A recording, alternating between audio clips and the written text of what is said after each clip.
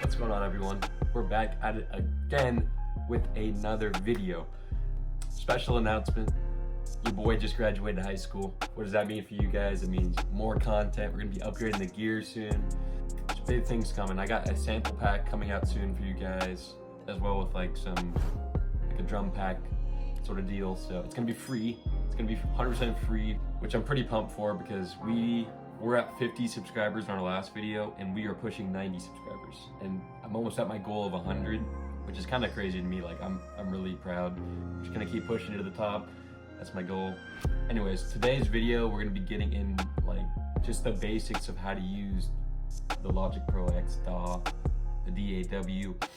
If you're a beginner coming into this, gotta get you on the sauce so you know what you're doing in here. So without further ado, let's just get right into the video. All right, so off rip, first thing we're gonna do is, so we open up our new project. You probably get a screen like this. It's like software instrument audio. I use a software instrument. Occasionally I'll do like an audio if I'm gonna record something, or that's pretty much all I'm gonna use it for. Or if you have like a guitar you're gonna like plug in and play, you can do that as well. You can do audio.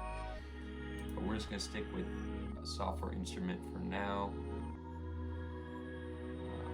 Just kind of like the settings I have here for it. I'm just gonna hit create. I'm gonna go over these little icons on top for you first, so you get a good understanding of what they are. So this first one is a browser.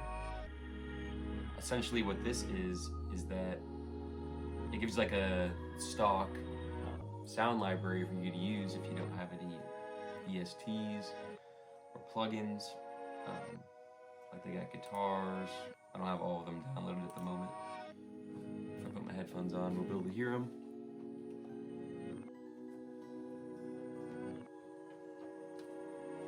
Yeah, don't be scared to use these sounds though. Just because they're free doesn't mean they're bad. There's definitely I've definitely made some really good beats off of these sounds. You got violins, you got synthesizers, a lot of crazy stuff. So moving on from that, the next icon would be the inspector tab. This is where you're gonna see your VST instruments. So if you click on this, you get an option of all these. These are the stock ones right here. Like an ES1, ES2.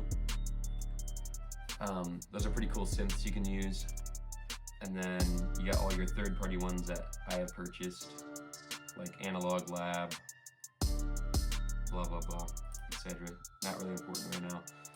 And then this next window right here is the effects window. So this is where you're gonna have reverbs.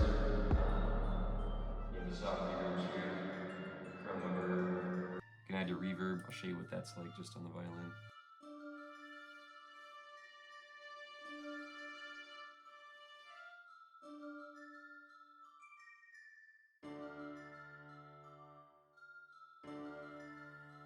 Whatever you want out. Pretty cool. That's just a little rough draft of a rough outline of the effects in VST's area. Just mainly the stuff I use. This next little icon is a little quick help guide. So like this is definitely could be really useful to you at first. It tells you briefly what everything does if you like hover over it. It also tells you what the hotkey is on your keyboard if you want to like pull it up quicker. Kind of just makes like a bigger window for you, so you got more like options for editing your tracks. I don't really use this too much. Next thing is smart controls.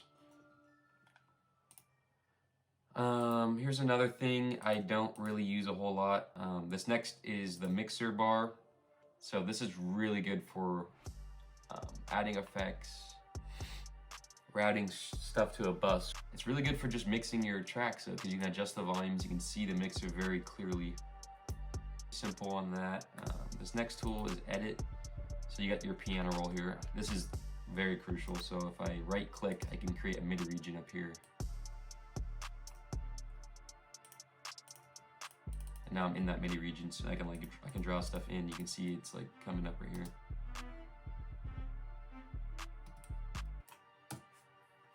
that's nothing crazy right there. Next we just got our skip to the beginning. It's just, if your playhead is here, you can just click this, or on your keyboard you could click return. That's what I like to do. It's quick. This is our play button. You also hit the space bar on your keyboard to stop and play. Next is record. If you want to record in on your MIDI controller, or if you have a microphone, really good for that. You can click R on your keyboard to hit to record if you don't want to click it with your mouse. Just click R. Next is the cycle region. This is like to loop your track, so it gets to here. It's gonna loop back to the beginning. Click C on your keyboard if you want to cycle on and off. C on your keyboard. Next, this is what I like to have. So we got this giant, nice little bar at the top of our DAW.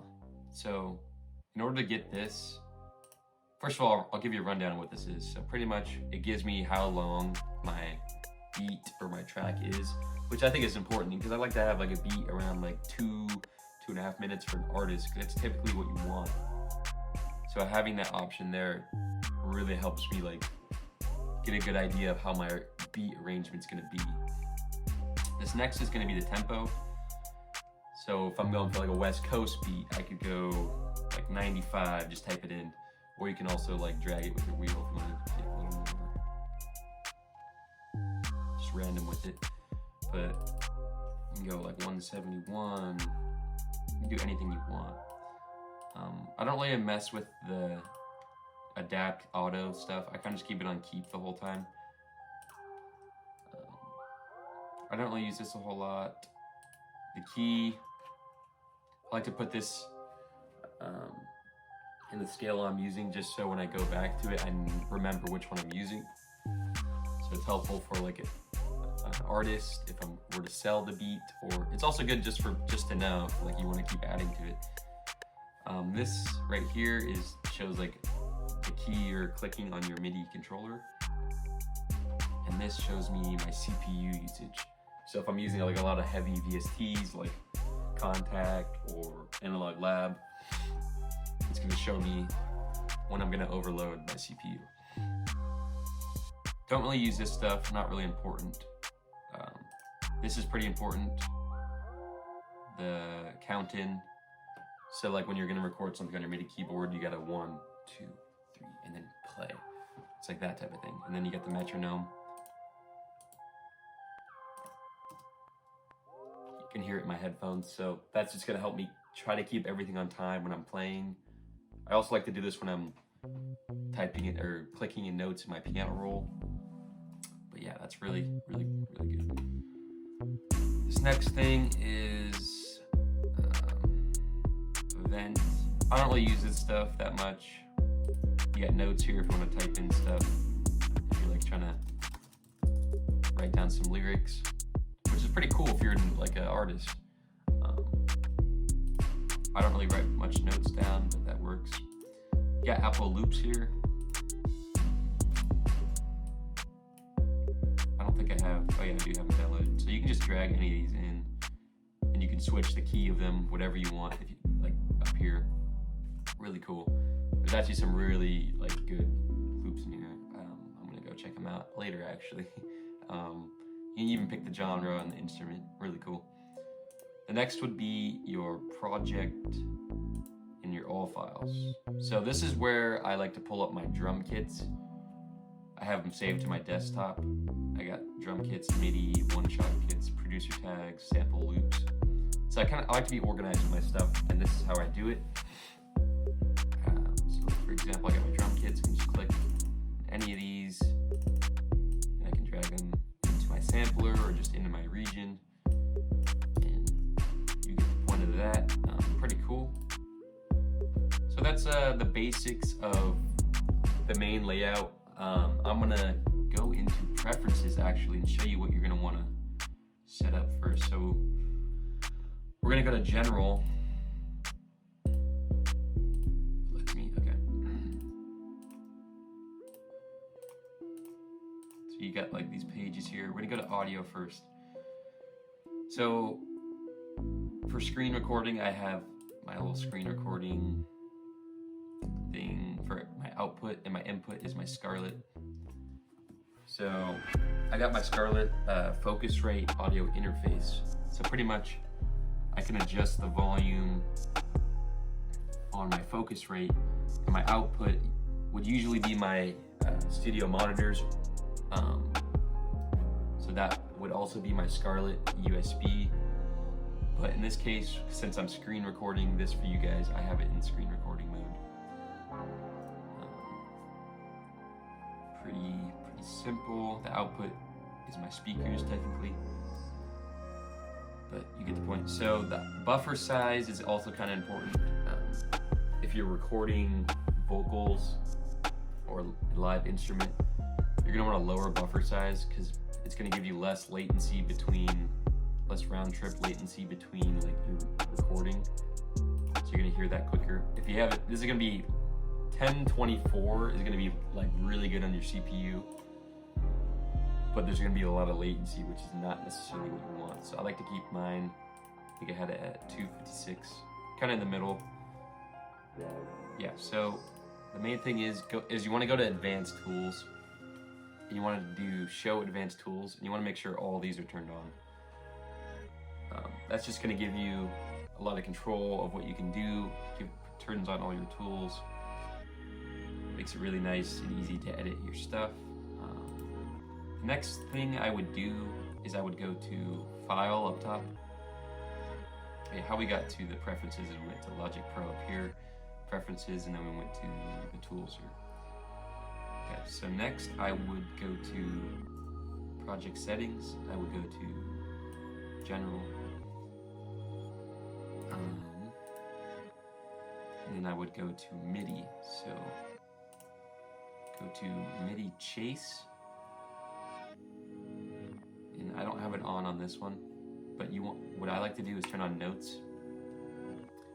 And essentially what this does is, so I'm just gonna put some MIDI in here to show you what it does. It's gonna be really random, it's not gonna sound good, but I just wanna show you what it does.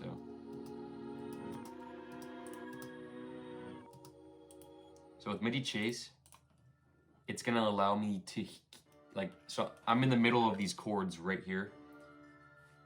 Like I'm not at the beginning. It's gonna allow me to play it from that same point I just left off and still hear the full note. So if I didn't have it on, I'll show you what it's like.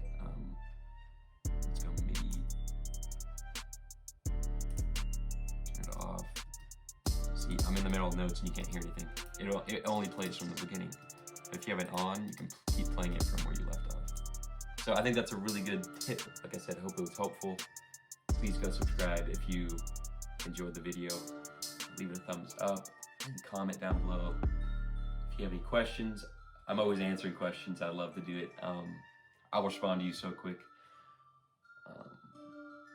But also go check me out on Instagram. I'm gonna put my Instagram up here, but that's pretty much it for the video. So thanks for watching. I appreciate all you. Let's get to 100 subscribers. Let's go.